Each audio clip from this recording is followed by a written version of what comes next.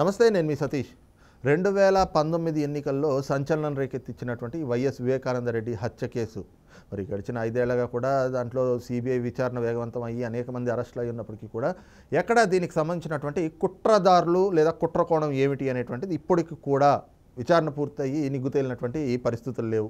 మరి ఈ కేసులకు సంబంధించి అటు ఏదైతే కింద తెలంగాణ హైకోర్టు నుంచి మొదలుకొని అటు సుప్రీంకోర్టు వరకు కూడా అనేక పిటిషన్లు, అనేక కేసులు, వాదనలు, ప్రతివాదనలు ఇవన్నీ వింటా వచ్చాము. ఎక్కడా కూడా దీనికి సంబంధించి పూర్తి స్థాయి వాస్తవాలు ఏమిటి, ఎవరు కుట్రదారులు, కుట్రకోణం ఏంటి అనేది కూడా ఇప్పటి వరకు ఒక స్పష్టత వచ్చినటువంటి పరిస్థితులు అయితే లేవు. ఇక మరి ఈ కేసుకు సంబంధించి లేదంటే కనుక తన తండ్రి హత్య వెనకాతల కుట్రదారులు ఎవరు అని ఒంటరి పోరాటం చేస్తున్నటువంటి సునీత కూడా న్యాయం దక్కలేదన్నటువంటి ఆవేదనని వ్యక్తం చేస్తూ ఉన్నారు. మరి వివేకానంద రెడ్డి కుమార్తె సునీతారెడ్డి గారు రేపు మరి ఇదే అంశం పైన ఢిల్లీ కాన్స్టిట్యూషనల్ క్లబ్లో ఒక మీడియా సమావేశం కూడా పెట్టబోతా ఉన్నారు.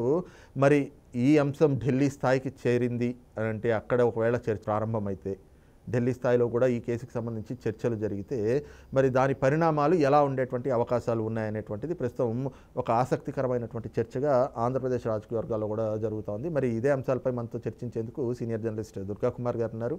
సార్ నమస్తే. నమస్కారం సతీష్ గారు, మన వీక్షకులు కూడా నమస్కారం. సార్, వివేకానంద రెడ్డి హత్య వెనకాతల కుట్రదారులు ఎవరు అనేటువంటి అంశం పైన సునీతారెడ్డి గారు, వివేకానంద రెడ్డి గారు కుమార్తె, రేపు ఢిల్లీ కాన్స్టిట్యూషనల్ క్లబ్లో ఒక మీడియా సమావేశం పెట్టబోతా ఉన్నారు.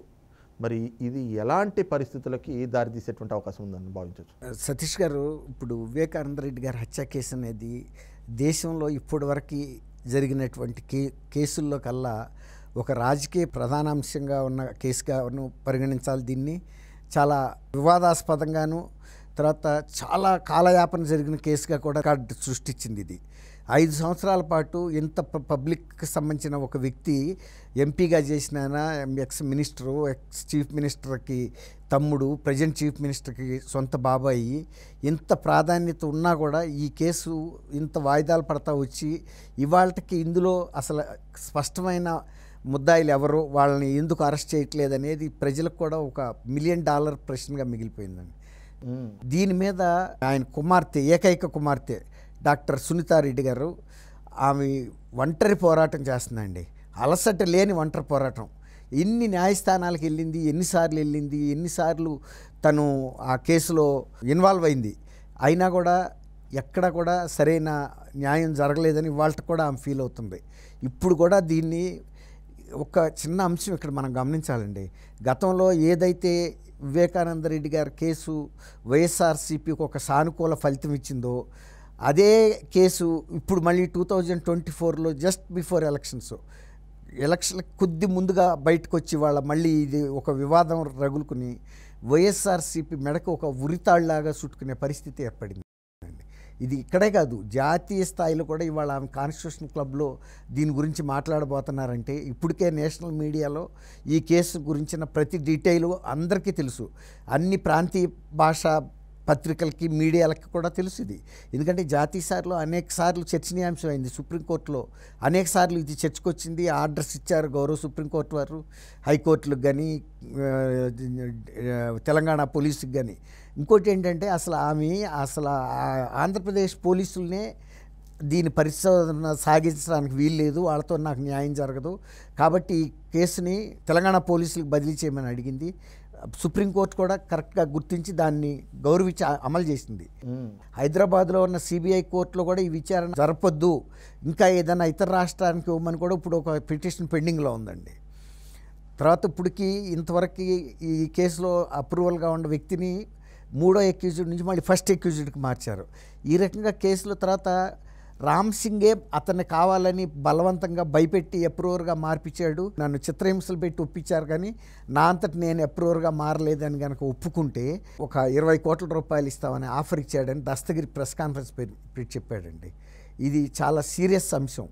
ఎట్లా అంటే ఆయన జైల్లో వేరే 2 కేసుల విషయంలో జైల్లో ఉన్నప్పుడు ఆ శివశంకర్ రెడ్డి గారి అబ్బాయి డాక్టర్ రూపంలో జైల్లోకి వెళ్ళి ఈ ఆఫర్ ఇచ్చాడు, లేకపోతే కనుక నీ ప్రాణాలకు ముప్పు ఉంటుందని హెచ్చరించాడు. తర్వాత లోకల్ కార్పొరేటరు దస్తగిరి వైఫ్ని ఇంటికెళ్ళి బెదిరించారు, నువ్వు కనుక మీ భర్తతో చెప్పి ఈ రామ్ సింగ్ మీద కనుక ఆరోపణలు చేసేటట్టు పత్రికా ప్రెస్ కాన్ఫరెన్స్ పెట్టకపోతే మీ ప్రాణాలు దక్కవు, జైల్లోనే లేపేస్తామని కూడా బెదిరించారు. ఇవన్నీ కూడా రేపు మొన్న వచ్చి అతను ప్రెస్ కాన్ఫరెన్స్ పెట్టాడు, మళ్ళీ ఇంకోసారి ప్రెస్ కాన్ఫరెన్స్ పెట్టి మొత్తం అసలు జరిగిన సంఘటనలో ఎవరెవరు వెనకాల ఉన్నారు, ఈ 40 కోట్ల సుపారీలో కొంత భాగం ఆయనకి డబ్బులు ఇచ్చారు, అవి సిబిఐ స్వాధీనం కూడా చేసుకున్నారు. ఇవన్నీ ఎట్లా ఎవరెవరు ఇచ్చారు, ఎవరు చేయించారు అనేది కూడా అతను పూసగుచ్చినట్టు కూడా చెప్తాను. ఎందుకంటే నా మనస్సాక్షి ఒప్పుకోవట్లేదు నేను చేసింది తప్పు ఎవరు వివేకానంద రెడ్డి గారి పట్ల. అందుకే నేను అప్రూవర్గా మారాను. నన్ను అప్రూవర్గా కూడా ఉంచకుండా నన్ను ఏదో నా కుటుంబాన్ని లేపేస్తామంటున్నారు. నేను పులివెందులు వదిలిపెట్టి వెళ్ళే పరిస్థితి లేదు, ఉండను. ఖచ్చితంగా పులివెందుల్లో ఉంటాను. జగన్మోహన్ రెడ్డి కూడా చెప్పాడు, నేను పులివెందుల్లోనే ఉంటాను, నిన్ను ఫేస్ చేస్తాను, నేను నీ ఓటమిని చూసారాక నేను నిద్రపోను, అవసరమైతే నేనే ఎన్నికల్లో పోటీ చేసి ఇదే అంశాన్ని నేను ప్రధాన అంశంగా తీసుకుంటాను వివేకానంద రెడ్డి గారు మర్డర్ కేసులో సూత్రధారులు పాత్రధారులు ఎవరని. ఇప్పుడు ఇది కనుక జాతీయ స్థాయిలో కనుక రేపు సునీత రెడ్డి గారు అక్కడ కాన్స్టిట్యూషనల్ క్లబ్లో కనుక మళ్ళీ పెట్టినప్పుడు ఇవి గౌరవ న్యాయస్థానాల దృష్టికి కూడా అంటే పరోక్షంగానే వెళ్తాయండి. ఎందుకంటే ఒక చర్చోపచర్చ జరుగుతుంది జాతీయ స్థాయిలో. ఆమెమి హైదరాబాద్లో పెట్టట్లేదు, అమరావతిలో పెట్టట్లేదు, ప్రతిష్టాత్మకమైనటువంటి కాన్స్టిట్యూషనల్ క్లబ్లో పెడుతున్నారంటే చాలా ప్రాధాన్యత గల అంశం అయితేనే అటెండ్ చాట్ పెడతారు. అక్కడ పెట్టి ఆమె ఎక్స్పోజ్ చేయడం ద్వారా నేషనల్ మీడియాని జస్ట్ బిఫోర్ ఎలక్షన్స్ అలర్ట్ చేసి ఇది అడిగిన సమయం ఏదైతే ఉందో అది చాలా ప్రాధాన్యత గల అంశం, కీలకమైన అంశం అండి. అది మనం గమనంలోకి తీసుకోవాలి. అది రేపు ప్రజలకి ఆ రోజున వైఎస్ఆర్సీపీకి ఎంత మేలు చేసిందో అంత కీడు చేసే పరిస్థితి కూడా ఇవాళ ఖచ్చితంగా ఉంది. ముఖ్యంగా ఆంధ్రప్రదేశ్ ప్రజలకి ఒక స్పష్టమైన ఒక పిక్చర్ దృశ్యం అనేది ఏర్పడుతుంది వాళ్ళకి. ఈ హత్యలో ఎవరు మెయిన్ పాత్రధారులు, వాళ్ళు ఎందుకు చేశారు, ఎలా తప్పించు తిరుగుతున్నారు అనేది ప్రజల దృష్టిలో పడిన తర్వాత తగిన గుణపాఠం ఎవరైతే బాధ్యులు అని వాళ్ళు ఫీల్ అవుతారో వాళ్ళ గుణపాఠం చెప్పే అవకాశం స్పష్టంగా ఉంది.